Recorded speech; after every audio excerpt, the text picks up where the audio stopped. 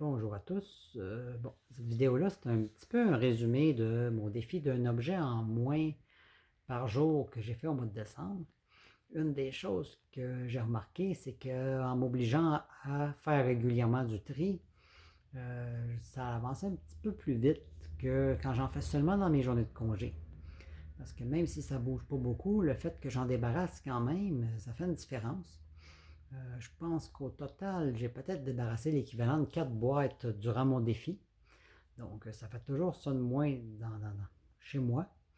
Puis que depuis que j'ai commencé ce défi-là, j'ai recommencé à regarder beaucoup de vidéos sur la vie en van, puis des documentaires, à commencer à me réinformer sur le sujet. Donc, je pense que le fait d'avoir trop de choses, ça rendait vraiment le projet impossible. Tandis qu'en désencombrant, ça me donne un petit peu un espoir dans l'avenir. Puis c'est ce qui m'empêchait aussi bon, de vivre ailleurs qu'en appartement. Puis j'ai toujours été malheureux en appartement. Donc, quand je vois les choses qui diminuent, je me dis que peut-être qu'un jour, je vais pouvoir au moins, au minimum, vivre dans une chambre, puis arriver à travailler moins. Parce que travailler autant d'heures juste pour arriver à joindre les deux bouts, c'est vraiment pas intéressant. J'aimerais vraiment pouvoir me reposer un peu, surtout que je déteste vraiment l'hiver. Donc, avoir l'espoir de pouvoir peut-être quitter le Québec pour la période de l'hiver, ça reste un beau projet. Mais que, bon, mon surplus de stock m'empêche vraiment d'avancer. Je recommençais un petit peu à rêver en la vie en van, puis à faire des projets futurs en voyant les choses bouger un petit peu. Ça a comme un peu remis ma motivation, parce que ça fait quand même 3 ans que je suis dans le désencombrement, donc à un certain moment donné, la motivation manque. Je deviens comme juste tanné d'être là-dedans. Donc, en me faisant des petits défis comme ça m'aide à avancer dans le désencombrement. Puis, avec la quantité de choses que j'ai, c'est comme monter le mont Everest. C'est décourageant quand on regarde le sommet de la montagne et on est en bas. Ou même au tiers du chemin, on sait qu'on a encore beaucoup de chemin à faire. Donc, en me faisant des petits défis comme ça m'encourage à continuer. Puis, je vois que ça bouge un petit peu, donc ça me donne espoir qu'à un moment donné, on va peut-être en venir à bout. Donc, comme bilan, bon, ce petit défi-là m'a quand même aidé à débarrasser des choses dont j'aurais pas pensé. Tu sais, les petits objets inutiles qu'on laisse dans le tiroir en se disant, bon, c'est pas un petit objet qui va faire la différence.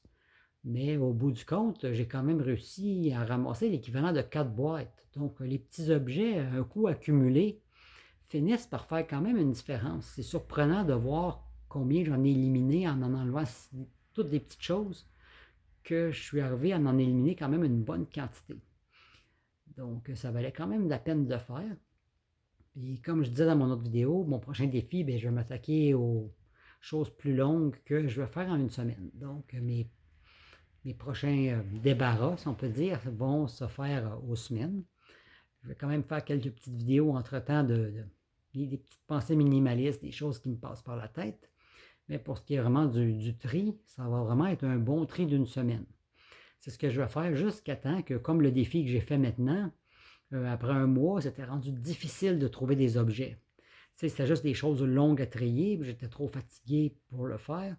Donc, les défis d'une semaine, quand je vais trouver des choses que je ne pourrais vraiment pas diviser en petites tâches, que ça va être des choses que ça ne serait vraiment pas rentable de diviser, comme la numérisation des souvenirs, juste de m'installer, d'allumer les appareils, puis tout, ça ne vaut vraiment pas la peine d'en faire pendant 15 minutes. Ça ne vaut pas le coup pour ce genre de tâches-là. Mais pour du triage, ça vaut le coup de fractionner mes tâches. Donc, je vais aller avec ce genre d'objet-là jusqu'à ce que j'en ai plus d'objets qui soient fractionnables, si on peut dire. Puis après, ça va être des fins de semaine quand je vais être en congé.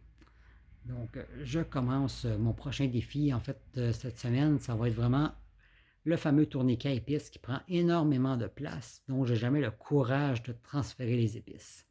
Ça va être mon prochain défi, dans le fond, d'une semaine, c'est le carrousel à épices. Donc, sur ce, je vous souhaite une bonne année, parce qu'on est quand même la veille du jour de l'an. Et puis, bon, on se revoit pour mon prochain défi.